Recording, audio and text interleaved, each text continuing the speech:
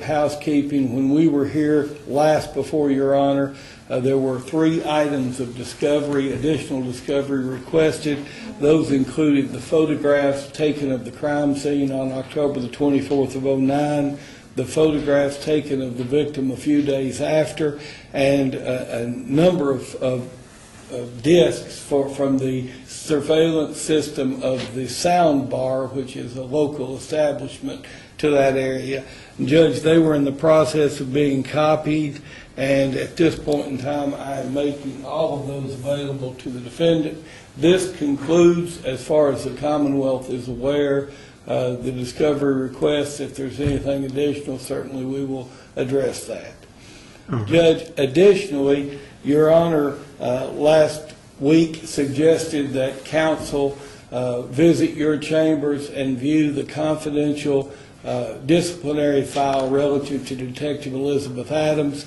I have done so this morning, and Judge, the Commonwealth agrees with the initial decision of the trial court that there is nothing in those documents which I believe rises to the level of a defense or is even admissible. And so I suppose I just want the record to reflect that unless the court issues an order to the contrary or a motion is filed by the defendant prior to trial to revisit that issue, the Commonwealth is going to assume that that matter is closed and that those items will not be admissible for any purpose. All right. First of all, defense acknowledges receiving those CDs. We do. All right. Are you aware of any other discovery requests that we have not addressed? Not at this time, no. Okay. Okay.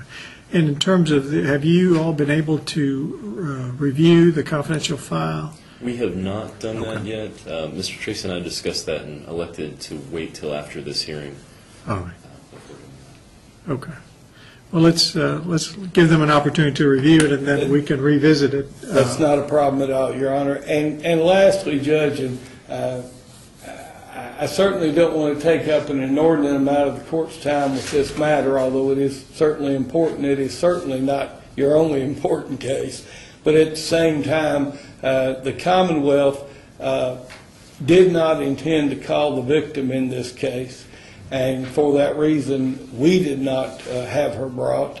I was just told, as Your Honor was, that the defense attempted to serve a subpoena on her, which evidently proved to be unsuccessful. I suppose, Your Honor, if the court is inclined, I guess what I don't want to create either an issue where we have to have a subsequent hearing to include her testimony, or even worse, to create an appellate issue for Mr. Kavanaugh should he in fact be convicted. So since we are set out till June the 2nd for trial, the Commonwealth has no objection, if the court wishes, for this matter to be rescheduled, and we will certainly have Ms. Pursley here. Well, go ahead. Judge, we feel that the testimony of Ms. Pursley is very relevant, that the relevant factor is rather the photo lineup array that was shown to her was unduly suggestive.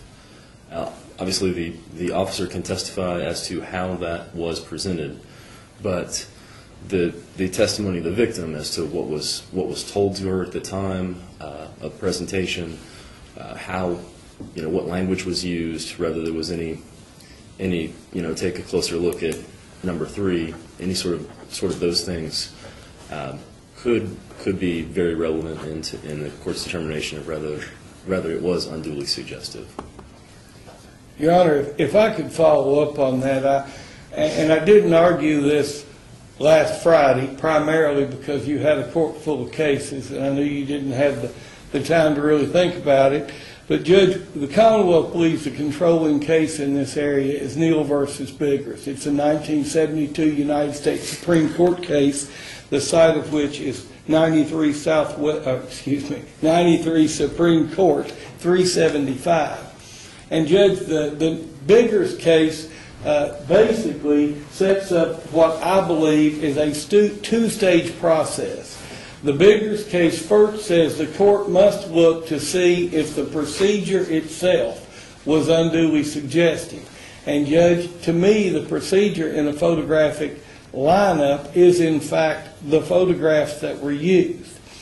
And then and only then, Your Honor, does the court in Biggers go on to the next, to a 5-point test to determine the ability of the victim at the time to observe, the degree of certainty with which she picked out the defendant, and so forth and so on. But Judge, we believe in this case the lineup is, it really, to be very candid, I don't think you could have gotten a better photographic lineup. And ironically enough, Detective Adams is either the or one of the officers of the Lexington Metropolitan Police Department who is in charge with training young officers on identification techniques. So just what I might suggest is that we begin with her testimony, allow her to testify to the point that we would introduce the photographic lineup, let Your Honor see it, and unless you can conclude that that lineup on its face is unduly suggestive, and Your Honor, I would respectfully submit, I don't believe the court can possibly do that, I think the matter is settled. If the court does find it unduly suggestive, all of those other issues come in to play as to whether or not the unduly suggestive lineup is then overridden. And I might point out in the Biggers case, the court found very easily that it was an unduly suggestive identification procedure, but they still allowed the out-of-court identification because of these qualifying attributes. So, Your Honor, however the court would like to proceed, Commonwealth is ready, but under the circumstances, the Commonwealth certainly does not want to create an issue that we don't need to create. Judge, just quickly, we would agree. Your client was late this morning. Yes, Your Honor. And that clock is slow. And he's just avoided being issued another warrant for his arrest. So I don't know what it takes to explain to this gentleman that he's got to be respectful of the court process. But whatever you all can do after this hearing today, please do that, okay? We will, Your Honor. Thank you, Judge. We will. Just to be heard briefly on the matter, we would agree with the Commonwealth that Neal v. Biggers is controlling. We think that the factors enumerated in that are very important. In fact, in Kentucky, I think there's a sixth factor recognized on, I believe, in the case St. Clair versus Commonwealth. The site to which is 140 Southwest 3rd, 510. That's a case that cites Merriweather v. Commonwealth and Roark v. Commonwealth. So really there's six factors to discuss. A lot of those could hinge on what the victim's testimony would be at this hearing, as well as the first, and that's only the second part of the test. As the Commonwealth said, there's a first part. Was it impermissibly suggestive? I think that the actual photo lineup is but one of many arguments we will make, and I think that it is important that the victim testify. If we don't have her today, we can do what we can today and hopefully get her later. We sent our investigator out to try and get her under subpoena, and we're unsuccessful. But we think that her testimony could make a big difference in this hearing. Let me ask you this. Does the defense have any evidence that she has made a comment that the show-up was suggestive?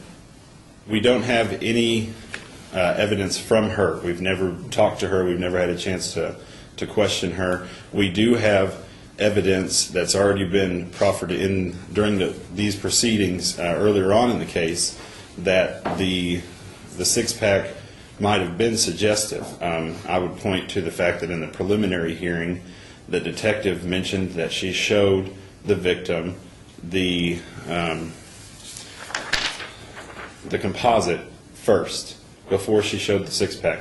This isn't a composite that came from this victim. This isn't a composite that came. You're going on to the procedure. I understand that. Yeah. But I'm saying, is there any indication there that she has made a comment, or there's anything out there to say that she was misled?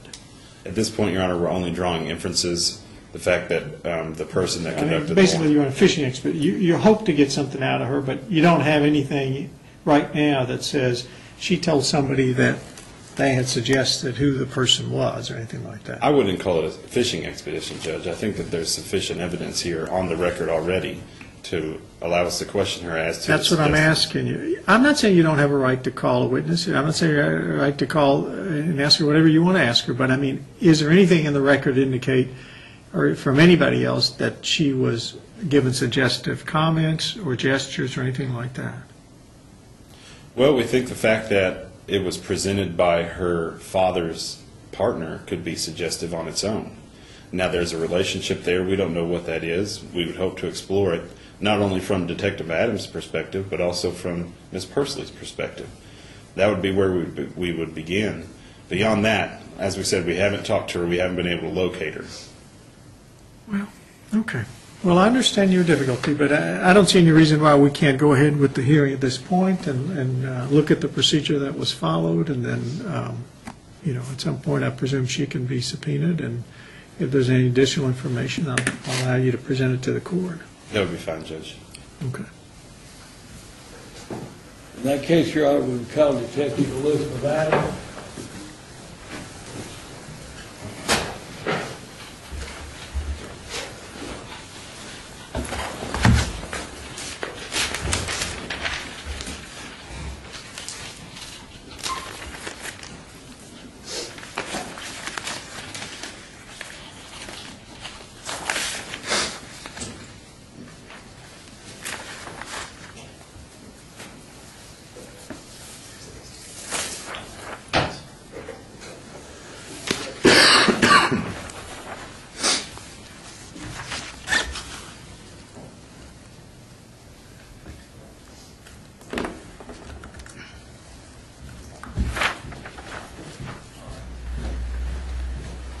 Please raise your right hand. Do you swear or affirm the testimony you're about to give will be the truth? Yes, sir. All right, please have a seat right there. Is he testifying? Yes, you'll need to wait. Yes, possibly. It's all right. You'll need to wait outside. All right, for the record, if you would, please give us your full name. Elizabeth Danielle Adams. All right, Mr. Gully, go ahead. Thank you, Your Honor. Ms. Adams, what is your occupation? Unemployed with the Lexington Police Department. In what capacity? At the time, I was with robbery homicide. And for what period of time have you been a Lexington Metropolitan Police officer? Since 1998, when I started the training academy. Now, I'd like to draw your attention today back to the day of October the 24th, 2009, where you made aware at some point in time of a robbery, first degree, that took place in Lexington involving a victim by the last name of Pursley. That's correct. And for the record, just so, do you know Miss Pursley? I do. And how do you know her? She is my partner's daughter. Okay. Now, at what point in time did you become apprised of this crime? The patrol officers that night responded and took the originating CNO report. Those reports are sent through sergeants, and then my sergeant, Sergeant Pete Ford, would have assigned this case to me, at which time I would have picked it up and followed up with it. I can't give you the exact date of when it was assigned to me, but it is not the same day, usually, that the crime occurs. And did you then begin your investigation as is your normal course of duties? Yes. In regards to that, did you speak to the victim? I have spoken to her about this case. And do you recall what description she gave to you of the criminal on that evening? It was very similar to the one provided by the victim in the CNO report, which is on the first page of the CNO. Okay, so that would be 6 foot in height, skinny, and she estimated his weight at 160. That's correct. Light-skinned, black man, possibly Arabic. Possibly, yes. And a short military haircut. Mm-hmm. Okay. Did she advise you what her opportunity to observe the criminal on that night was? She was sitting on a wall, and he walked by several times before the attack occurred. Okay. And are you familiar with the area where the wall is on High Street? Vaguely familiar. I did not respond to the scene that night. Now, when this occurred on October the 24th of 2009, is that correct? That is correct. Now, subsequent to this, there was another incident that occurred involving a man who fit the same general description on December the 8th of 2009 at the Lexington bus terminal. Yes. And as a result of that, was a composite photo prepared? That's correct. That victim came in and worked with detective, at the time her name was Leah Anderson, and came up with a composite drawing. All right. And so that composite was taken from the information provided by Miss Baker, the victim in the second occurrence. That's correct.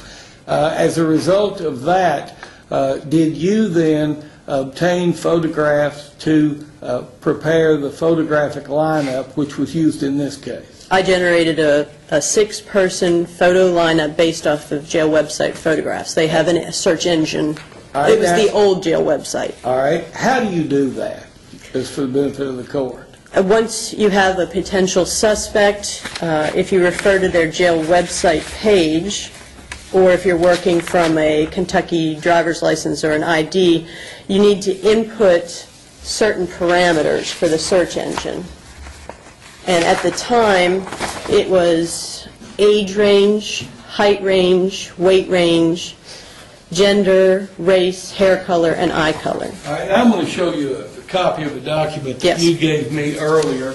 Now, for the record, this is not the form that was used in this case, correct? I'm sorry, the form. This is the search engine I used Okay, this on the is jail not the website. information. Oh, yes. The numbers in there now are just exemplary. These are not the ones I used for Mr. Kavanaugh's lineup. But in the example that you brought today, if you were looking for somebody 35 to 40 years old, and 5'5" to 5'9", and 155 to 185, a black male, you would put this information in, and the search engine would then pull out photographs that would fall into this range. Is that a fair statement? It is a fair statement. I usually work directly from the potential suspects' identifiers and go a few years before, a few years after on age, a few pounds heavy, a few pounds light, that sort of thing. But you have to, once you hit the search offenders, you have to verify that your potential suspect is listed in there, because occasionally they're not captured because there are too many potential people to put in your lineup, and it's just important to look to make sure your person was actually put in this lineup, potentially. But this form that you've given me a copy of and I've shown you is an example, the form you used to put in the pertinent information Yes. in this case. Would you make that a part of your testimony here today? Yes. Is it fence scene? No objection. All right, we'll let this be introduced as Commonwealth's Exhibit Number 1. Thank you, Your Honor. Now, through this process, you obtained visual images of defendants, is that correct? Jail inmates? Yes. This will generate a group of photos and identifiers for people who are in the jail website. And from that, you're able to highlight boxes to pull out people to put into your photo array. And then their jail number is listed under each of the photos. All right. Now, did you in fact prepare the 6 photograph lineup in this case? I did. And you had the original of that with you? I do. I'm going to show you what purports to be a copy. That is the same document. It is, but the original is always slightly clearer. All right. Well, I'm going to show the court both the original and a copy, which I'm going to move to introduce. If you will look off of that copy, was this defendant, Pleas Kavanaugh, listed as one of these 6? He is. He's in this slot number 3. All right. Now, after that document was prepared, what did you do with it? Contacted the victims and arranged to show them photo lineups. Do you recall which victim you showed the photographic lineup first? Ms. Pursley came down to police headquarters and viewed the photo lineup.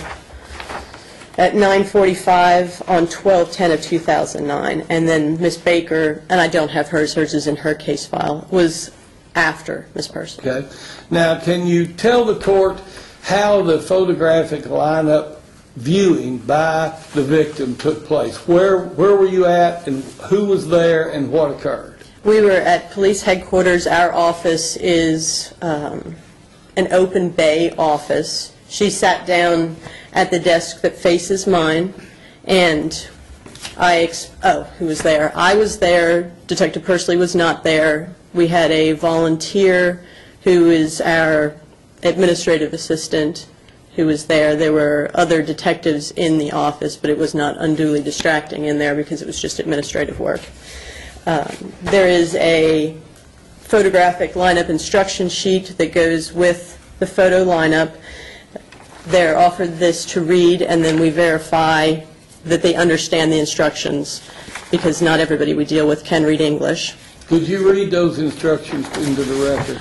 Yes, it starts, Lexington Fayette Urban County Government Division of Police Photographic Lineup Instructions. You are about to view a series of photographs. This array may or may not contain a photograph of the person that committed the offense being investigated.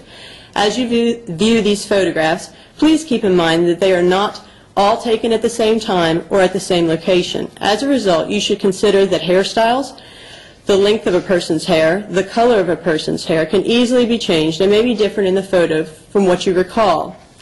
The presence or absence of facial hair should not be considered in the process, since these are easily changed. Likewise, the clothing or jewelry worn by a person in the photograph should not be considered in the process, since they are also easily changed. Please keep in mind that many times photos fail to accurately depict the true complexion or skin color.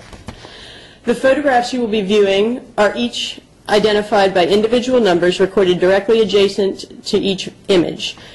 You are to make any identification based on these numbers. After taking as much time as you need to view each of the photographs carefully, you should inform the investigator present presenting the photo array which, if any, of the persons depicted committed the offense being investigated.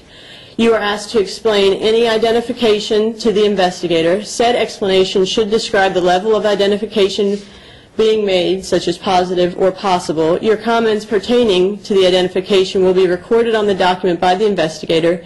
You will be asked to read the investigator's comments and sign the document, thereby verifying the accuracy of the writing. In order to guarantee the integrity of the information obtained from other witnesses, you are asked not to discuss this process or the results therefrom with any other than the investigator presenting the photo array. Also, the investigator is not permitted to verify the validity of any identification. And did, in fact, Ms. Pursley read that document? She took it, sat with it. I verified that she read and understood it, and then we continued on. All right. At that point in time, was she shown the photographic lineup? She was, the one that the judge. At any point in time, officer, were any suggestions, comments, directions given to you as to particular photos she should pay particular emphasis on, or that she shouldn't consider as important as others? No. You commented in no way? I handed her the photo lineup, and she looked at it. I made no comments. And what was the result of her examination of the photo lineup? She pointed to number 3 and said, "That just gave me the creeps." Okay. Did she make any other comments about her level of certainty? She began to cry and actually left the room. Okay. At the time that, or immediate, well, strike all that. A month or so after this photographic lineup was done, did the Lexington Police Department enact Special Order 10-02, subject lineups and show-ups? Yes, a special order was developed. It was not, thank you, it was not a part of our guidelines or directives at the time of my show-ups development. But since that time, you are intimately aware of the contents of that special order, are Yes. you not? Did the lineup or the show-up the photographic lineup procedure used in this case comply in all respects with Special Order 10-02. Yes. Now further, officer, do you hold a special designation within the police department relative to identification of potential defendants? Are you used for any training purposes? Oh, yes. I've now been moved to the position that generates our internal documentation, like general orders and things like that. And I also teach the lineups and show-ups class to recruits and police officers. Given the opportunity of 20/20 hindsight back to all the way to the date of the crime, and from the date of the crime to the identification of this defendant, Mr. Kavanaugh, by Ms. Pursley, is there anything in the manner in which you conducted the photographic lineup and in which this defendant was identified that now you wish you had done differently? I wouldn't change the lineup. Your Honor, with the introduction of the copy of the lineup as Commonwealth's Exhibit 2 and the introduction of Special Order 10-02 as Commonwealth's Exhibit 3, the Commonwealth has no further questions of this witness. All right. Now, does the defense have any objection to the copy of the photographic lineup? No, Your Honor, we have. Okay. Which, is it the one with the 3-hole? No, mine does not have 3 holes. The original is the... You're filing the original, Mr. Scarlett? No, the original has to stay with my case, sir. Well, Yes, maybe not. The original is not the 3-hole, Judge. Okay, do you want the original? Yes, I'll return the original. Thank you, sir. Thank you. Judge, if I could swap those two, this one is the one I've already got from my notebook. Thank you, Your Honor. Okay, just a second. Now, And does the... Sir, now I don't have the one that has the jail numbers on it. You should. No, Just file this in the record. Defense has no objection to the photographic lineup. And does the defense have any objection to number SO 1002? No, Your Honor. Okay.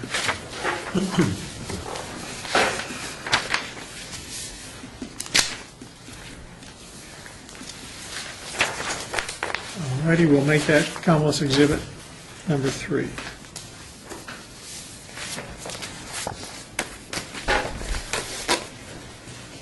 All right, defense counsel. Thank you, Judge. A few questions for you, Detective Adams. Now, the original, you've testified that the event occurred on October 24th. the police report generated in the evening of the incident says Saturday, 10/24/09 at 01:46. Okay.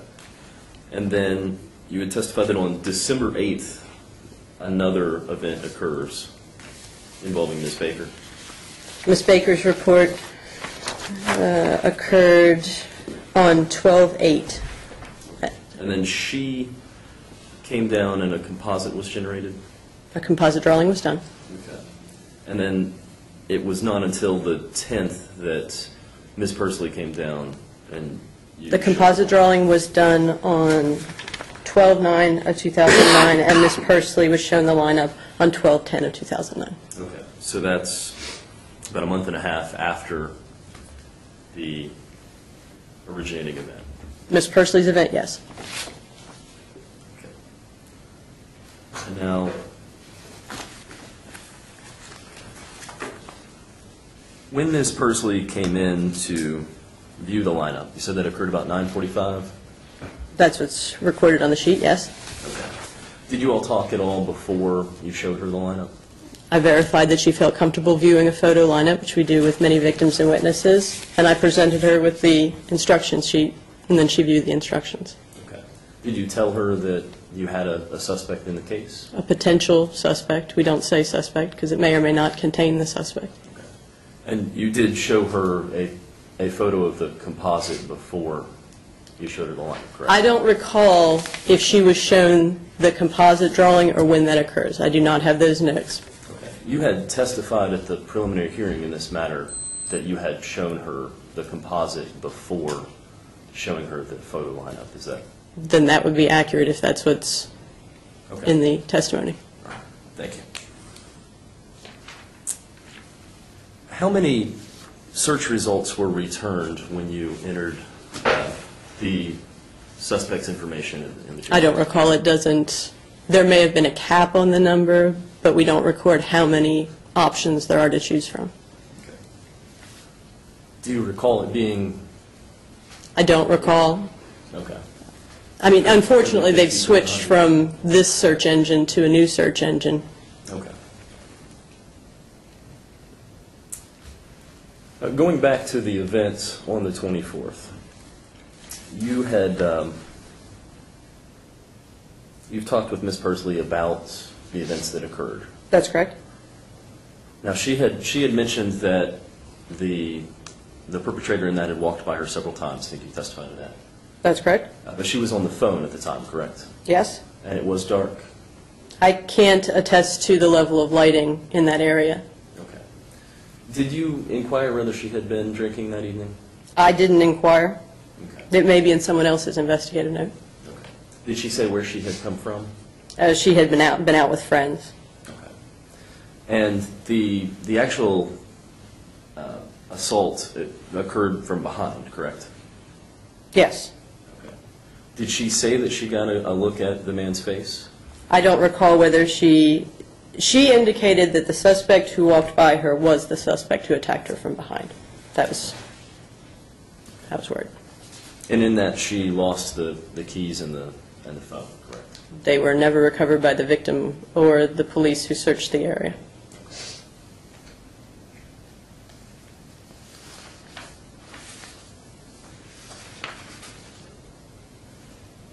Did she give you some idea of how long the assault was?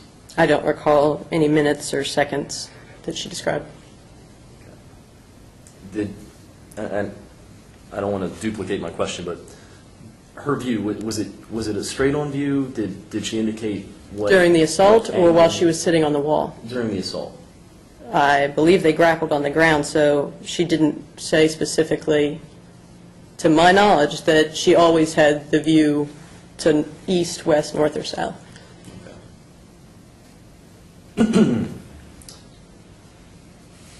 Going to the December 8th event briefly, you had said that there was a similar description given by the victim there. At the bottom of that CNO, the description is a light-complexioned male, black, 20 to 32 years of age, 6'3", with a slim build, wearing a black bubble coat, a white fat T-shirt, dark jeans, black ball cap. I'm sorry, shirt, fat. These are poorly placed parens. Sorry, fat T-shirt, dark jeans, black ball cap, and dark jeans. So dark jeans was reiterated twice. Was he also described as having green eyes? Doesn't say on this sheet. I don't have that description on my CNO in front of me. Okay. Do you recall from? I don't recall. Okay. Do you recall anything about a gold tooth? I don't recall that from the CNO, but I do believe it was in one of the victim's statements.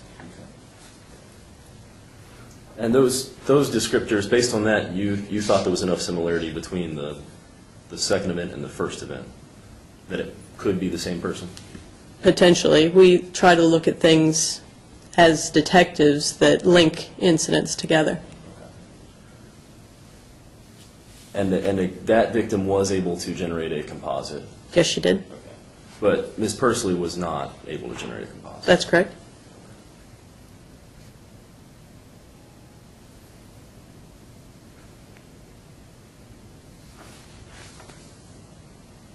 And there was never a search warrant or anything conducted at Mr. Kavanaugh's home to try to find any of these items, correct?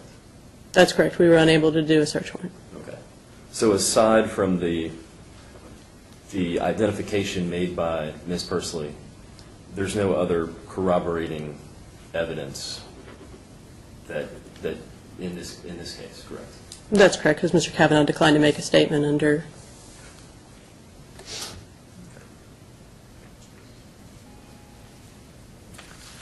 I know you've testified that your memory on when you showed the composite You don't recall the specifics of that?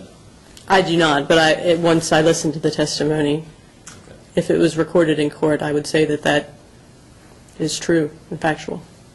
Do you have any idea whether that would have been in the same meeting or whether that would have been I don't recall. the previous day? Did you meet with her on the 8th or the 9th?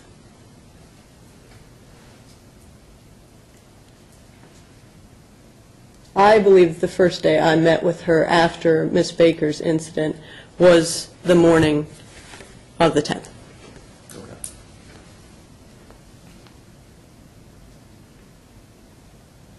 And now, Ms. Pursley didn't give any description of facial features, did she?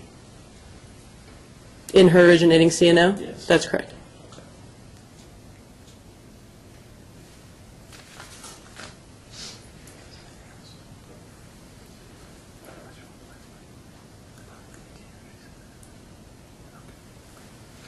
I think that's all the questions we have for you. Thank you. Thank you. No further questions of this witness, Your Honor. Detective, I've got a couple of questions. Yes, sir. Just a second, I'm a little confused here, okay.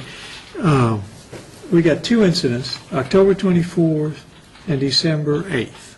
That's correct. Okay.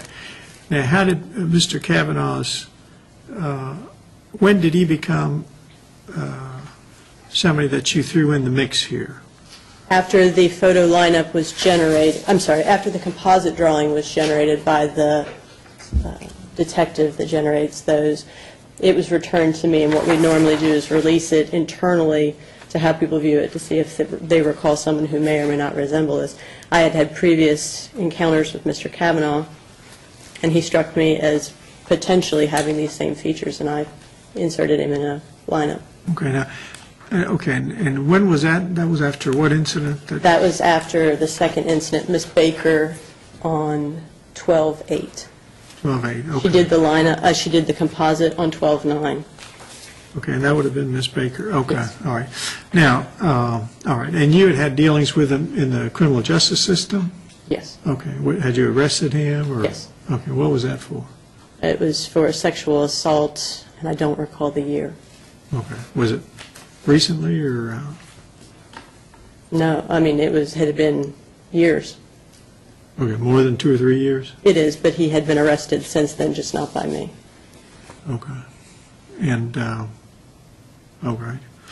And so what you're saying is when you saw that internally, that sketch, then you thought that looked like? It could Mr. potentially have been Mr. Kavanaugh. Okay, okay. And so then, so that's how you inserted him in the six-pack, is that right? Exactly. All right. So, all right. So when you did that, then the first lineup photographic was shown to Ms. Pursley, is that right? That's correct. On the morning of 12/10. And what, I didn't get, did you write down her response and reaction?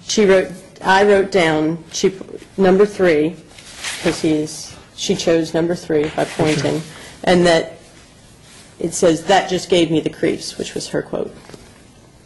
Okay.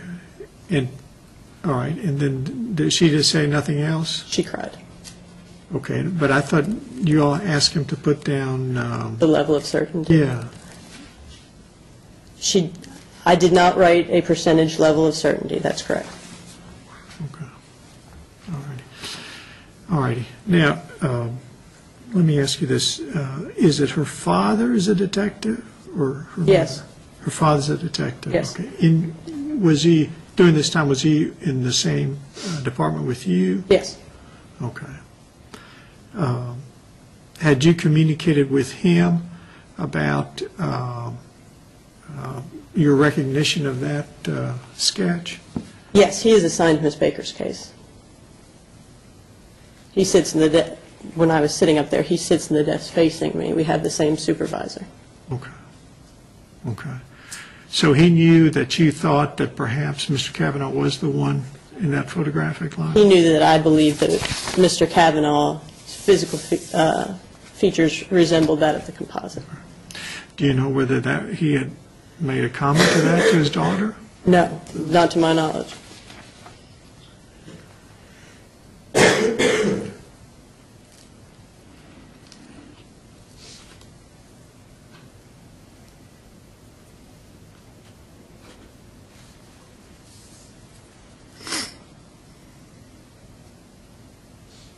Now, what about, now then, there was a Miss Baker now, was she shown the same six-pack? Yes, at a different location at her residence. I believe it was later that afternoon. I do not have that. That's in his case file. Okay. Do you happen to know whether she did identify anybody? Did identify. And she identified Mr. Kavanaugh? Yes. Okay. Do you know what level of certainty or what comments she may have made? I don't, because I don't have her instruction sheet with the comments on it. And that would have been handled by Detective Pursley? Or I went, the administrative volunteer went, and Detective Pursley went to Ms. Baker's house. But he was the chief investigating officer. He is on the assigned that Baker case, and yes. unlawful imprisonment. Okay, okay. But I had developed the lineup. It is the same. The same six-pack that was presented to him. Okay, I understand. Okay. All right, thank you. Is there, either counsel want to ask any follow-up questions after my questions? No, for the Commonwealth, Your Honor. Okay. Just one, two brief questions. Now, Detective Pursley is actually your partner, correct? No longer. I've been assigned to a different position by the chief of police. Okay. And at the time? Yes. Yeah. There are 3 people in our unit, so partner is misleading, but there are 3 people under 1 sergeant. And Detective Pursley and I are together, 2 of those 3. And you testified in Mr. Kavanaugh's trial on the prior charge, correct? The sexual assault charge, I believe it was in 2004, 2005. I don't remember. Okay. And he was found not guilty on That's that? correct. Okay. I think that's all I have. All right, thank you very much. Thank you. Detective Pursley, Your Honor.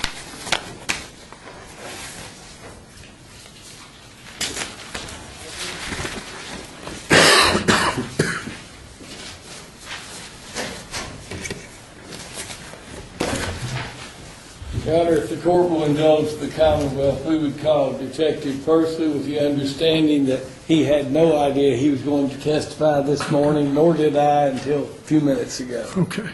All right, please raise your right hand. Do you swear or affirm that the testimony you're about to give will be the truth? Yes, sir, I do. Thank you. Please have a seat right there, Detective.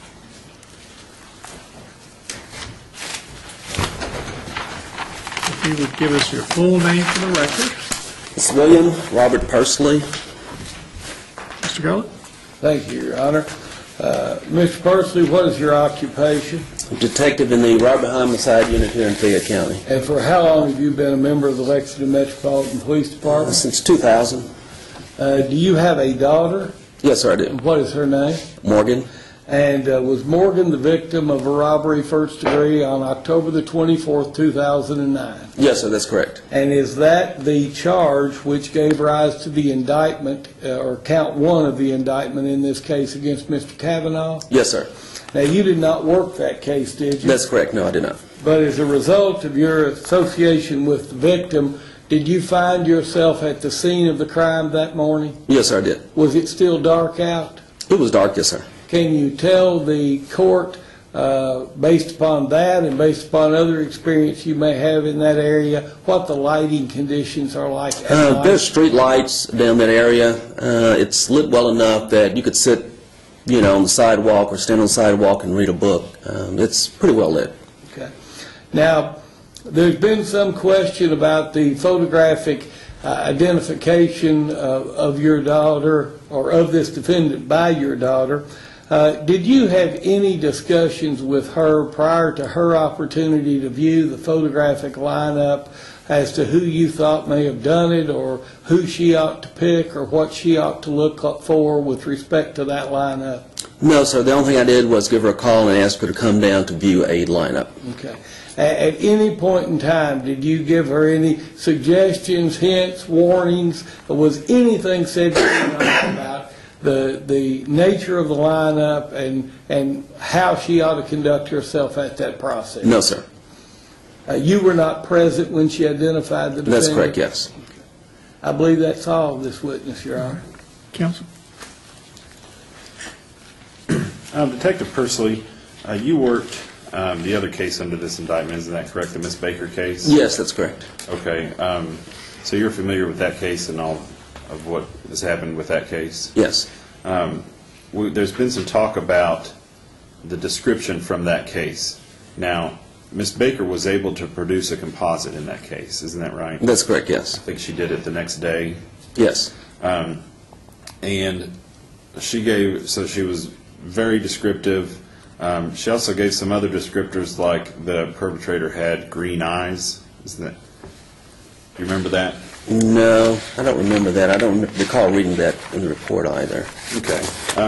If I were to show you something with that in there, would that refresh your recollection of it? Possibly so, yes. Okay, let me see if I can find something real quick.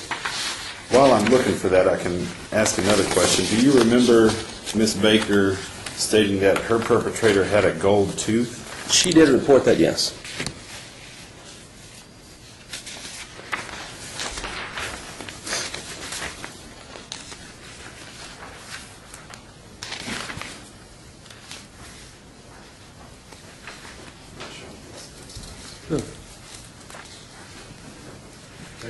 Can you tell me what this is?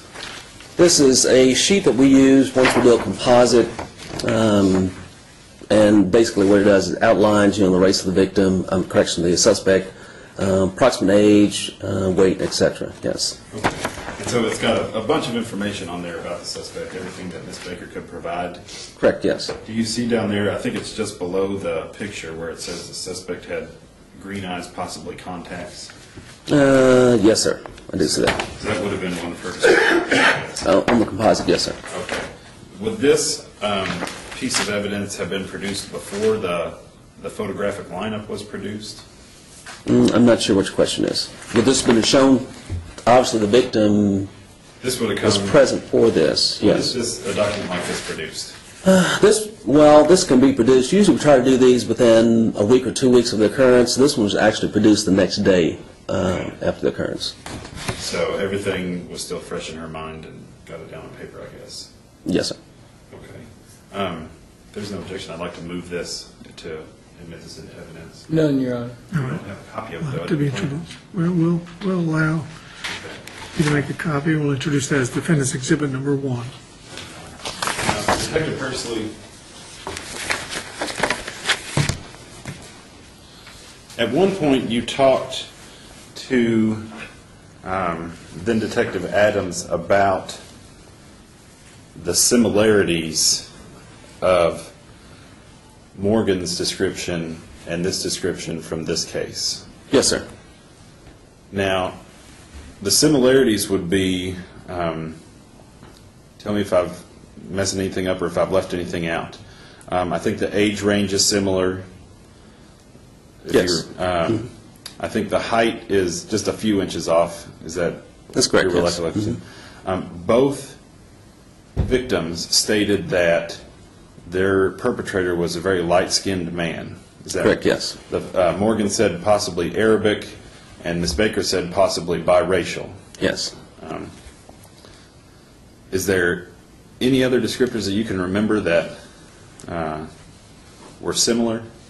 Other than, both victims stated, the height, the approximate height and approximate size of the subject, yes. Well, Morgan said that her perpetrator was very skinny. Isn't that right? I think that I don't have her case file with me, but that's possible, yes. Okay. You can't remember off the top of your head? No. Okay. I want to ask about the night that Morgan was attacked. As we talked about, you made that call. I think you're in the second wave with the K-9 and forensics units. Do you remember that? Yes, sir, I do. I'm assuming Morgan was pretty distraught. Yes, sir. Obviously. What'd she been doing that night? She had been down at, I guess, one of the restaurants or bar downtown. Her and her boyfriend had gotten into an argument. She had left and was walking back towards Upper Street there, calling a friend to come pick her up. Okay. So was she just out with her boyfriend, or was she out with friends, or do you know? As what she told me is out with her boyfriend at the time, yes. Okay.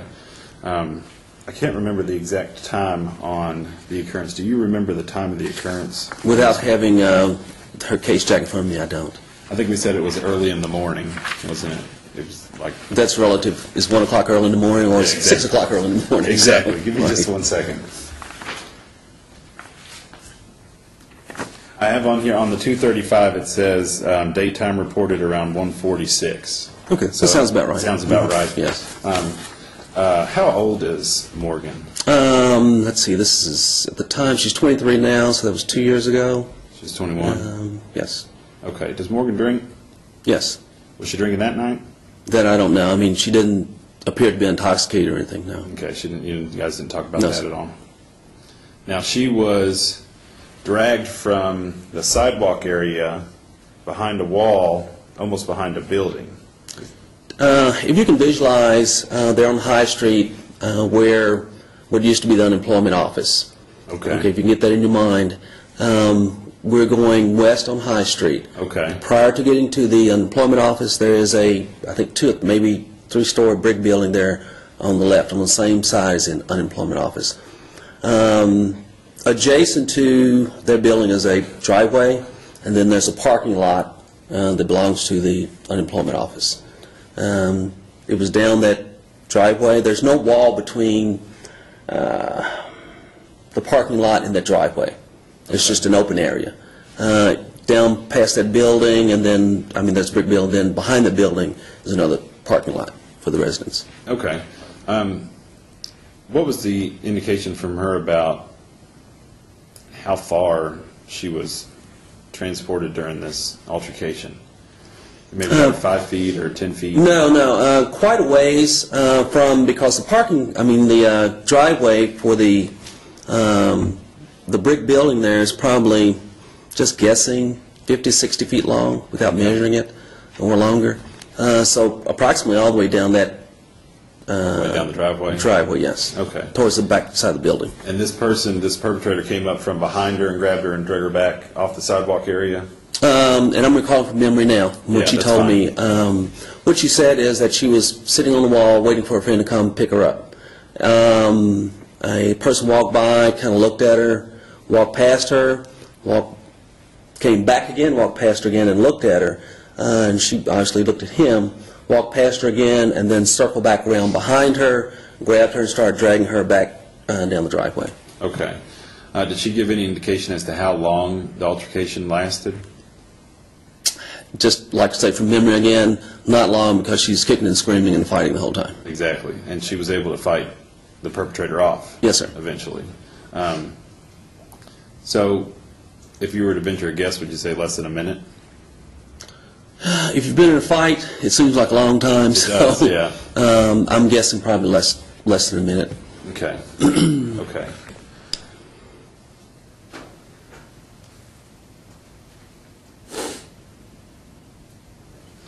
Now, when Miss Baker looked at the lineup, do you remember showing the lineup to Miss Baker? Yes, sir. And she picked Mr. Kavanaugh out of the lineup. Yes, sir. That's correct. Now, what was her level of certainty? Do you remember, or anything that she said? The way we do our lineups is we don't do like percentages. It's positive or possible suspect. She was very positive to the point where she actually made the statement, that just gave me the creeps. Oh my God, that's him. That just gave me the creeps. So Ms. Baker said that just gave me the creeps. Well, meaning looking at the photo, not Yeah, just showing when the she looked at the composite. photo. Yeah. Are you aware The that lineup. Are you aware that Morgan also said that just gave me the creeps? Those exact words. No, I'm not aware of that. No, Okay. I was not there for that one. Okay.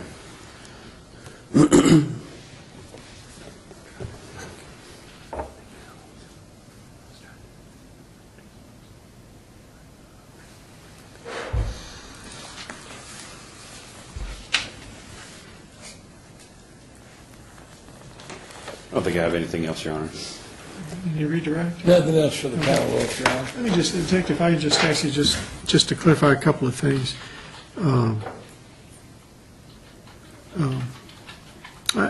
Morgan is your natural daughter? Yes, sir. Okay, so she's African-American? Yes, sir. Okay. Ms. Baker is... She's a white female, if white that's your female? question. Yeah, and how old is she?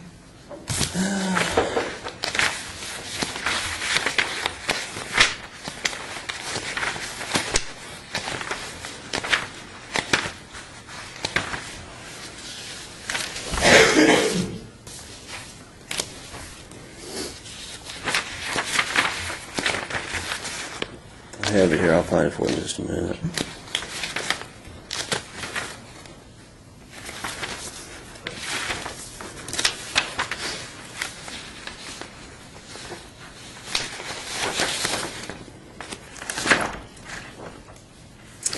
Her date of birth is, well, at the time she was 25 years old. Okay. Do you happen to have in your case jacket, don't you all generate a sheet when they do an identification? Yes, sir. Six As far as the date when the Yeah. lineup was shown? Yeah. Yes, sir. Can I look at that? Sure, yes.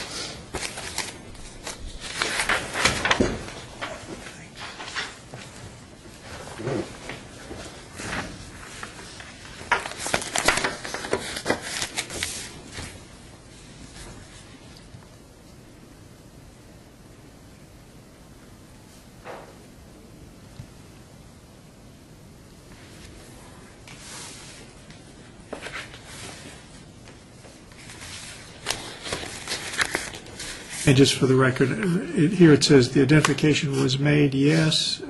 Photo number identified number 3. Witness comments, oh my God, it's number 3. That just gave me creeps. I've got goosebumps. And that's what she said at that, correct? Yes, sir. Okay. All right. So I think the detective previously had said that there was a place to mark either positive or possible, but that's not, there's no like mark off in this form. No, sir, not on that form. Okay. All right. Thank you very much. Does your daughter know Ms. Baker? No, sir. Okay, they're not acquaintances or anything? No, sir, they've never met. All right. That's all the questions. Any question, follow-up from Dr. Mine? Just a few, Your Honor. How long were you partners with Detective Adams before she was transferred? Or in the same unit? I guess there was 3 of you guys in the same Right, unit. yes. I was there in 2005 until recently, so approximately 6 years, 5.5 years. 6 years. Did she have occasion to meet Morgan before all this happened? Oh, sure, yes. So her and Morgan knew each other? Yes. Could you describe the relationship? Probably like me meeting your daughter. I mean, there was not like, they didn't party or anything like Yeah, that, or exactly. there was no They didn't hang out. social interaction. Yes. But she knew that she worked with you, and she'd met her before in the Sure, past? yes, yes. Okay. And then just briefly, do you have a copy of the photo lineup up there? Yes, I do. Take a look at the 6. I know that the big issue was a light-skinned or biracial black man. I would ask your opinion. Would you say that the top 2 and the bottom 2 are light-skinned or biracial, possibly? No, I mean, they're obviously darker than the others, yes. They don't look biracial, do they? No, They look completely African-American? yes. That's all I have, Your Honor. Any follow? No. Detective, thank you very much. Oh. All right. That's the case for the Commonwealth on this issue, Your Honor. All right. Defense, any witnesses? Judge, we do have one witness, All right. David Zorn.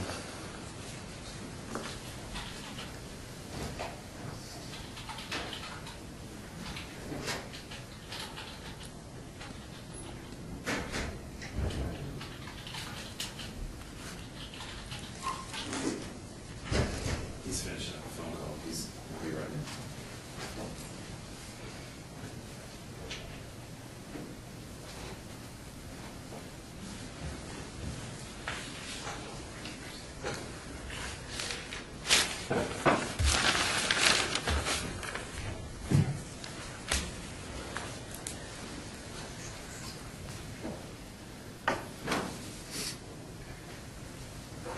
Good morning.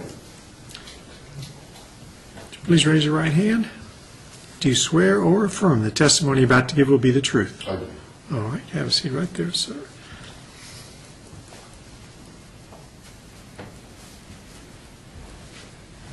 If you would, for the record, give us your full name. My name is David Nicholas Zarin. All right. Go ahead, counsel.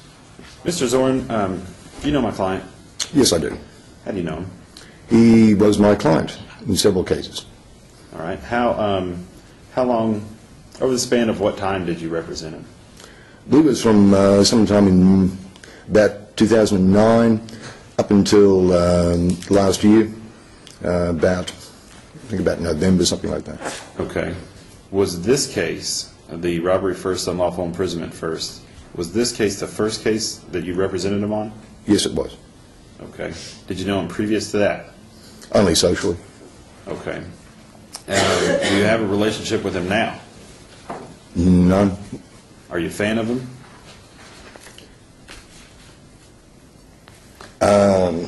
For clarification, is this attorney-client privileged or is it waived? Yeah, I'm not sure what You're asking me a personal question as far as my personal or professional opinions of Mr. Kavanaugh. I'm just asking about your personal opinion of him. Oh, well, I mean, I'm not exactly a fan, but I mean, I understand what he's going through and I sympathise with him. Okay. Now, as we talked about, you represented him on this case. Correct. What was the beginning of that representation? What was the first thing that you did in representing Mr. Kavanaugh in this case? I received a phone call, and this was dealing with the publication of his likeness and talking about him being subject to an arrest warrant. And I think it was on Crime Stoppers. And we went into discussions about that, and we organised to have Mr. Kavanaugh turn himself in down at the local police station. And were you there for that? Yes, I was. Who else was present? Well, it was Mr. Kavanaugh and myself. We were the only ones going down there. Yeah. But when we went in, then we met up with some of the police at the ground floor, and then we were taken upstairs, and I believe we met Detective Adams. All right. Could you advise what Detective Adams and I guess what the conversation was on that day? Right. He was turning himself in for an arrest, and we were taken into a little conference room, like an interrogation room. And this was what I considered to be questioning incident to an arrest, and like intake questions, things like that. And so we sat in there for a while, and then finally Detective Adams comes in, and she sat down and we had a sheet, and she was filling out, and she was asking questions, and while she was doing that, I got to ask her questions too. Okay. Did you ask her about her investigation in this case up to that point? Yes, I did. What did she say it had been? Well, she mentioned the complaints from two different individuals, which pretty much tracked what was in Crime Stoppers, as far as just the brief blurb about it. And then she talked about the identification process and how it came to be that Mr. Kavanaugh became the suspect. Okay. And then at some point she must have talked about a photo lineup. Well, she didn't, I did. Okay. I asked her point blank how it came about that he was identified. Okay. What did she say? Well, I asked her point blank whether there was a photo array, and she told me no. She said there was not a photo array. Right. Well, going back a bit, she mentioned that there was a computer-generated image, like an identikit, that type of thing. Mm-hmm. And from that, I asked her after that, was there ever a photo array? And she told me no. And the reason it sticks in my mind is I was stunned. I mean, I would have thought that for sure there would have been that. And I asked her again, a couple of times. And she told me each time, no, there was not. It was, the identification was done from that one image that I referred to as a cartoon. Okay. Did she say she showed that image to the victim in the robbery case, Morgan Pursley? I'm trying to recall which one generated it. Well, I mean, one of them generated it, right? So that particular person, supposedly, it came up with that.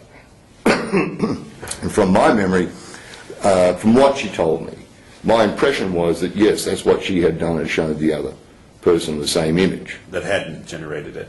Right. Okay. And that's why I was, quizzing her about the array business. Did she say at some point that she actually had a picture of Mr. Kavanaugh that she showed to the victims? That's right. I think what happened was she said that from the image that was generated, that she recalled that looked very similar to Mr. Kavanaugh. From my understanding, she'd had previous dealings with him. And it was from that she had then taken the photo from either past booking images or whatever. She didn't specify where. And that was the impression I got, was that she'd taken one photo, not an array. And that's what stunned me from what she told me in that case. Showed it to the victims. Right. That's all I have, Your Honor. All right, cross-examination. Did you make any contemporaneous notes with respect to this information? Well, things were going so fast, I made some brief jottings, yes I did. Would you have those? Are they available? Well, I didn't bring them today, no, I refreshed my memory last night, but no, I can get them for you.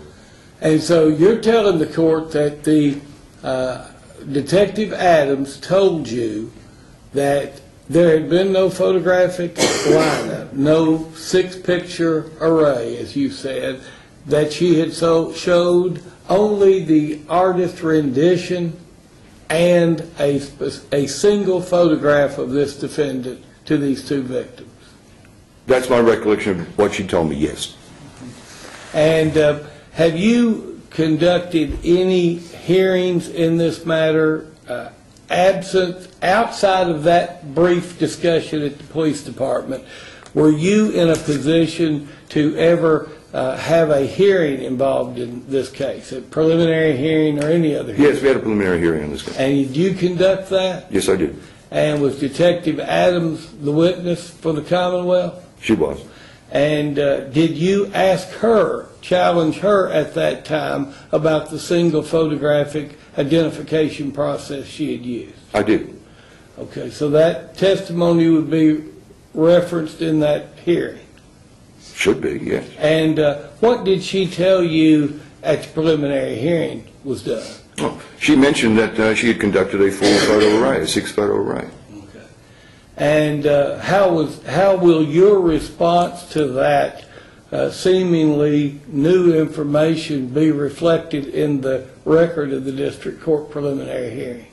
Were you stunned? Did you express outrage at this new information? Well, yes, I was very surprised, yes, because that was completely opposite to my recollection of what she told me directly, to a very pointed question. Did you challenge the witness at that time? Yes, I did. And her response was? She maintained that she had always, had a photo array and denied that she'd told me otherwise. Okay. Now, do you know Morgan personally? No. Have you ever spoken to her? No. Do you know Laura Elizabeth Baker? No. Oh, I mean, other than that, they're the named victims. Right. You ever spoken to her? No, I haven't. So the only information you have is this statement allegedly made by Detective Adams that she only showed the one picture of this defendant. That's what she told me. No further questions. All right, redirect. Yes, Judge. Now, Mr. Zorn, you talked about the preliminary hearing. I'm going to play a part of that for you, and you tell me if it's basically how you remember it to have happened. I won't play it in its entirety unless opposing counsel or the court would like. I'll just try and get it to where the cross-examination starts, with hopes that I know what I'm doing.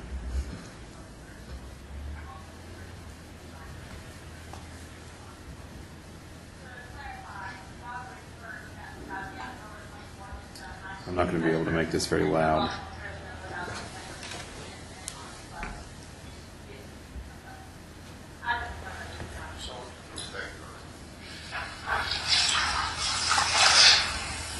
Detective Adams. Yes, sir. You mentioned that you've had contact with folks before. I have. How many times? I've been investigating one prior case. Is that just one? I had one incident. Just one. Now, just to correct you, this is a computer-generated composite. Yes. I am not a technician. I can show you the composite that was set aside and there was a transit set. That are wrong. The technician's name is Anderson. This is the end of just this computer-generated cartoon, basically. It's computer-generated sketch, yes. You mentioned that the victim from the West House South incident was attacked at some time of the early morning. Around 2 came in contact with the police about 0145. Okay, so that's a white jump, right? Yeah. And she was attacked from behind. That's correct. And so during all this focus, she's supposedly got a look at this guy. Yes. And she's the one that generated this. No, that's the transit center. Counsel, I don't know what the part is that you want me to hear, but I can't understand that. So if it's really important to really bring it up here, we'll do something, because I can't detect what's going on. So the studio, so very happy. Clear as I She can. comes out. Yes. Now, is this ever compared to an actual photograph of Mr. Kavanaugh? I have to photograph Mr. Kavanaugh. No, that's not a question. Question was the victim shot both this and the picture of Mr. Kavanaugh? She produced that. Based on that, we developed a photo line that includes the photograph of Mr. Kavanaugh, yes. Now, you and I spoke before that. Yes. And I asked you then how this process went down. That's right. And the truth, you told me that there was no lineup. In fact, you only showed one picture. Yeah, that's correct. I have a photo lineup right here. I'm sorry I misunderstood that. That's, to whom are you speaking? It was shown to both the original victim from the 1024 case and to the victim of the transit center. So now you're saying that there was actually a riot. There's a photo right that is the method in which we produce a 6-person line. Yes. I thought I was very specific with that question last week. This is not, this conversation is not like the car, this is, she's testified or sent back on numerous times. Well, sounds like there's been a miscommunication or misunderstanding, but I understand what you're saying. All right. Okay. I think it goes on from there to other topics, but that was the one that Okay, was disputed. thank you. I have the entire prelim if it needs to be played, but, now you remember that prelim, obviously. Yes, I do. And when she said the victim was shown a photo array, you were surprised, I was stunned. and you tried to cross her on it, but were cut off by the court because it's not a suppression hearing, it's a prelim. Correct. That's all I have, Your Honor. No further questions. All right, thank you very much. Thank you. All right. Anything else from Vince? Not at this time. All right, Your Honor, could I call Detective Adams very briefly? sure.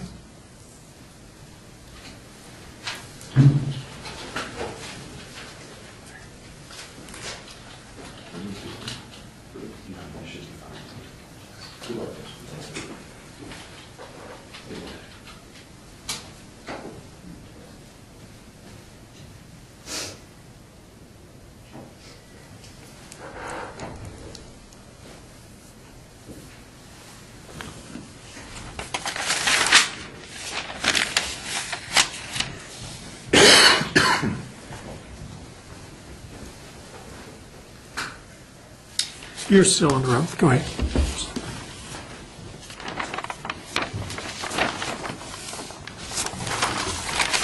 Go ahead, Mr. Phillips. Thank you. Detective Adams, do you recall when this defendant, Mr. Kavanaugh, and David Zorin, his then retained attorney, came to the police department to turn Mr. Kavanaugh in? Yes. And were you present during that process? I was. Do you recall a question and answer session, if you will, between you and defense counsel as to the identification procedure that was used in this case? I do not recall off the top of my head what we spoke about. Mr. Kavanaugh declined to make a statement after he was Mirandized.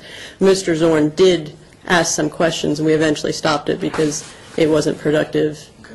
At any point in time during that discussion, did you advise Mr. Zorn that only the artist rendition and Mr. Kavanaugh's individual picture was shown to Ms. Pursley or Ms. Baker or both? I don't recall that, and that would have been an incorrect statement because they were each shown the photo lineup for which they signed for viewing. Okay. There's no question about that, as you said here today? Oh, there's no question. They were shown the lineups. At no time were they shown individual photographs of this defendant? No, they were not. They were shown the photo lineup that was entered. Okay. No further questions, Judge? A few questions and follow-up. Now, they were shown the composite before the photo. That is not considered a photograph. I do not recall. Miss Baker would have been shown the composite because she generated it. Right. And as I said before, if I testified to it in felony prelim, then Ms. Pursley was shown the composite. But they were not shown individual photographs. They were shown the photo lineup, including the 6 people that has been introduced as the identifying factor. Now, this conversation occurred in an interrogation room? That's correct. Okay. Do you recall which number room that was? 419. And is it standard procedure to tape those? Yes, it is. There's a button on the wall that says occupied above it as we hit it. I was unable to download it, and we were having technical difficulties. One of the rooms was eventually shut and not used for a while. But that's above my technical ability to tell you why that I was unable to download it. Sorry. So it was taped but unable I to hit the button, but I was unable to download it. And like I said, it's not my expertise. I can't tell you why. Is that information still in storage somewhere, or has it been destroyed? Again, that's above my technical. It is a computer system, and I'm not the person to answer that question. So ordinarily it would have been taped, but due to a technical issue, I hit the button. Unfortunately, I was not able to download it to a CD, which would normally have occurred if everything was functioning correctly.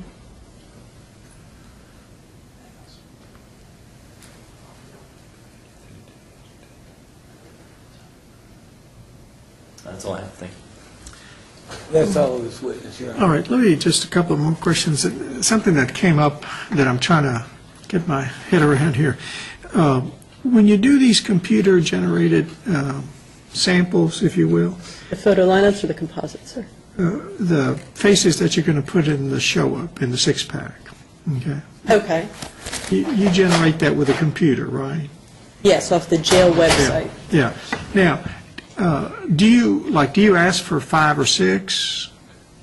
At the time, the jail website generated a photo lineup containing 6 people. That was the template. You input the parameters as that page that was entered in, and it generates a long list of photos and identifiers, and there's a checkbox out to the side, and there are 6 spaces to fill. Mm-hmm. So once you check the 6 people, they're entered into the blocks. Okay. So what you're saying is that you're given a column of folks that fit the parameters, and you have to punch in 6 that you want in that. You choose from the list that was generated by the search engine, yes. Now, do you have any idea, any recollection in this particular case, how many did the computer spit out that met the parameters? I do not know. That the jail, at the time, they have switched over their computer system, so I couldn't even go back and plug in the parameters and find out, the whole list of people for you. Okay. But I presume that data bank goes all the way till when they started it, right? Yes. So it could, there could have been people there that were 10 years ago or something, right? That's correct. It is always the most recent photo of the person that fits the parameters. Okay. All right. So you don't have the record of which ones, the universe from which you then select the 5 to add to Mr. Kavanaugh, is that correct? That's correct. I do not have the search engine's entire list. Okay. Does that apply to both Mr. Kavanaugh's, the one with the Baker case as well as the one with the Pursley? These are the same lineup. This same That's right. lineup was the same. You wouldn't have done a separate computer thing because you used the same 6-pack. That's correct. Gotcha. Okay. All right. Now, you said something when you were being asked here, just to make sure I understand this. You said that you thought that the Baker composite, because it was she produced a composite, right? Yeah. That composite was shown to Miss Pursley. Is that right? I don't recall But I believe that they've stated that I stated that in felony prelim, if I'm understanding that correctly. Okay. Would that be in your notes or anything, or? I don't know, because I don't have that. I only have the originating document and the lineup document. I'm sorry. Okay. But I mean, would your notes, are there someplace, or? I would have to check the AS400, which is our computer database, to see if there are additional documents that state that. Okay.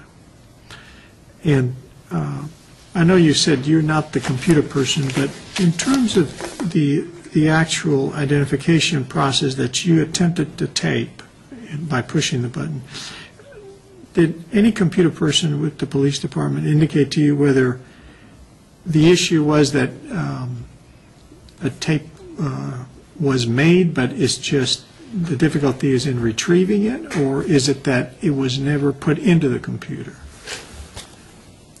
I don't know the answer to that, because it's, when I push the button, it lights up red. And as far as I know, then it records. But I really can't tell you whether it taped but it garbled, it didn't tape, or, you know, it just wasn't retrievable because of some system problem. And who runs that? Who would be the computer person at the police department? I believe the intelligence unit installed it, but they're not even in our building, so I don't know. Okay. All right. All right, that's all the questions I have. Either counsel want to follow up? No, Your Honor.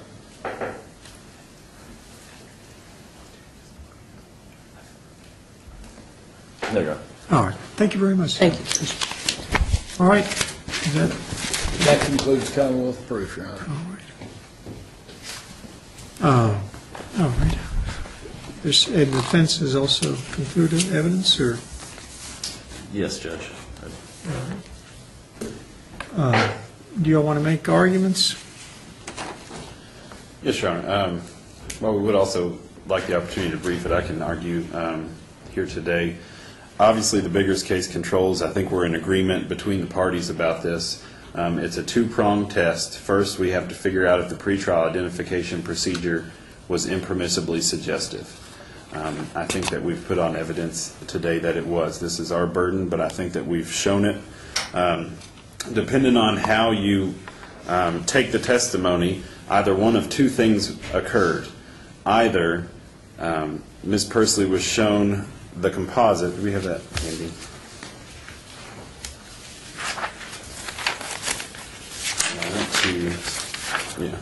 Was shown the composite and then shown the one picture of Mr. Kavanaugh, and she said that's him, and I guess then the six-pack. Or from what Detective Adams testified, she was shown the composite, which wasn't generated from her case, which wasn't generated by her. She wasn't able to generate a composite and had no facial descriptors of any kind other than biracial or Arabic looking.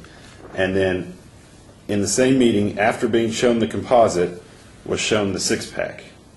Now, this isn't a six-pack case under the case law. This is a case that's more akin to the Moore case, 569 Southwest 2nd, 150, where one picture is shown.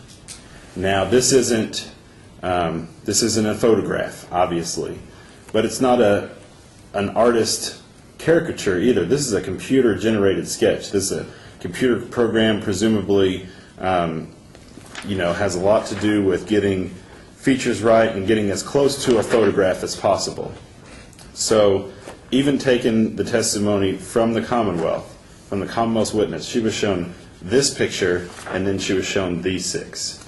Now, that's just one part. The other part is this six-pack is impermissibly suggestive on its own. The one big identifier, I think the thing that probably linked the two together, was the fact that this perpetrator, who was around 6 foot or 6'3", who had a crew cut or may have had hair, who was anywhere from, I think she testified 20 to 32, was light-skinned or biracial or Arabic. I don't think it takes an eyewitness or ID expert to see that this six-pack is not comprised of 6 people that are light-skinned, biracial, or Arabic-looking. There are 2. There's Mr. Kavanaugh, and there's this person, number 4, who we found out his name is Jonathan Rankin. The other 4 are nowhere near. They are people that everyone would presume is fully African American. They are much darker complected, even on a black and white composite. I think that even makes it more stark of a contrast. It puts them in a completely different monochromatic color scheme. So we have that working on the fact that she saw this picture first, right before she saw this. Finally, and this may just be an incident of circumstance, Ms. Pursley was shown this six-pack or this photo lineup or the single photo and the composite by Detective Adams, and they knew each other. They had a relationship of some type. Detective Pursley testified that he had been working with Detective Adams for a number of years. I think she said 6 years, that Detective Adams had had a chance to meet Morgan in the past. Obviously, if your dad is working with somebody, your dad being a police officer, a police detective, somebody that you would trust, he's working with someone, you're going to trust that person as well. So when that person comes to you and says, here's this composite, does this look like your guy? Here's this six-pack, pick out your person, then that's impermissibly suggestive. Okay, now I understand what you're saying. Obviously, if somebody makes a reference and suggests somebody, I can understand that. But let's assume that nothing suggestive was said or done by Detective Adams. Would just the fact that she was the daughter of a co-worker, are you suggesting that in and of itself creates a problem? I think that could lead to suggestiveness, Judge. I think that... Well, no, I understand. If there's suggestiveness, we understand that. That's not good. But, I mean, why couldn't we think of it like she was at ease and she wasn't as traumatized by being in that room to try to make the ID? Why do you think just by the nature of that relationship that there's a problem? I think because when you look at the relationship, you're looking at a person that you've known, a person who is a police officer that you know, and it's not just someone that you know, it's someone that works with your father, works with a member of your family. So coming from that perspective, if that person's going to show you something, you could be more apt to believe what they're saying, especially when they show you one composite and then show you the six-pack. I understand if they show the composite, that's an issue. I want you to take that away, and I'm asking you whether you think just the fact that you've got that co-worker relationship, do you think that's wrong or improper? I think so, Judge. I think it's something that the Division of Police needs to look towards, much like conflicting a case out. When you have a victim that's close to, obviously Detective Pursley wasn't on the case, but I think they should have conflicted it one more. Detective Adams shouldn't have been on this case. It should have been someone that Morgan didn't know if it was going to come down to this. Now, we didn't know it was going to, or they didn't know it was going to come down to this when they started. But they should have had the foresight to see that when we're talking about an identification, we look at all types of factors. And the fact that Morgan knew Detective Adams can affect her psyche in picking in who to pick. Now, beyond that, Detective Adams testified that she told Morgan that they had a possible suspect. So I think that adds on to the fact that she knew her. She said, we have a possible suspect. That was from testimony today, I believe, the first time she was on. Who told Morgan that they had a suspect? Detective Adams testified that she told Morgan they had a possible suspect. She said that? I believe so. So I do think all those together add up. The fact that she was shown something before the six-pack means it's not a six-pack case. It's a one-photo case. The fact that she knew her beforehand and said we have a possible suspect. And finally, the fact that the six-pack itself, once you get there, it's not a six-pack, it's a two-pack. And that's just one step away from showing one picture, which is what they did at the beginning. So we think that the evidence is more than sufficient to show, per the cases, citing Moore v. Commonwealth, as I did before, also citing Manson v. Breathwaite, 432 U.S. 98, U.S. v. Washington, 292 Federal Sup 284. That's out of D.C., I believe. That we've met the first prong. Now, when we go to the second prong, we have to decide, is there a substantial likelihood that the witness would make an irreparable misidentification at trial based upon the totality of the circumstances and in light of the 5 factors enumerated in Neal? And as I said before, in Kentucky there's also a 6th factor recognized by the case law. The first factor, the opportunity of the witness to view the criminal at the time of the crime. Now, we talked about lighting conditions. It was almost 2 o'clock in the morning. There was testimony. Now, Detective Pursley testified that the lighting condition, it was dark, he said, but there's street lights and you can read a book if you try. I believe she was drugged back off the street, off the sidewalk area, so I believe that she didn't have a good opportunity to view the perpetrator. He was behind her. The amount of time we talked about is another factor they look at under the opportunity. It was less than a minute. And the degree, going again to how did you see him? Well, he was behind me, so I didn't get to see him that well. The witness's degree of attention. There's 2 different parts to look at here. There's before the attack and there's after the attack. Obviously, after the attack, she was very attentive. She was fighting off the perpetrator. She was probably trying to get a look at him, but mainly trying to get free and get to safety. She may have, if he had been in front of her, maybe she would have seen something that could have been helpful. But he was behind her. Now, she says that she's had an opportunity to view him before the attack because he walked by a couple times. There's also testimony that she was on the phone at the time calling a ride, and that she said she wasn't being very attentive. So the degree of attention, I think, she wasn't attentive before the attack. She was out. She may have been drinking. Obviously, she was tired, at the least. It was 2 o'clock in the morning. And then during attack, her senses were heightened, but the attack didn't last that long. She didn't have a good chance to view the perpetrator. Next is the accuracy of prior description by the witness. And here we don't have a whole lot.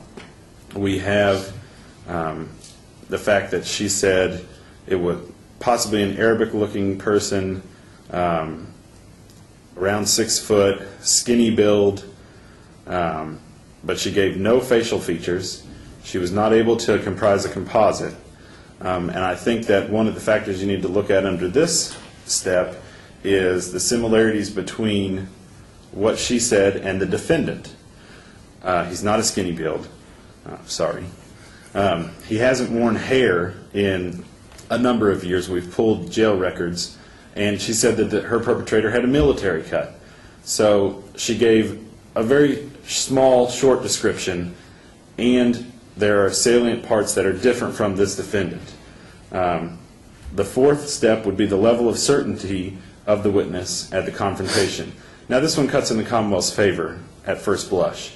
She says, "Oh my goodness, that gave me the creeps," and supposedly she started crying. But I think if you think about it, she's not certain that he's the perpetrator. She's certain that number 3 is the composite.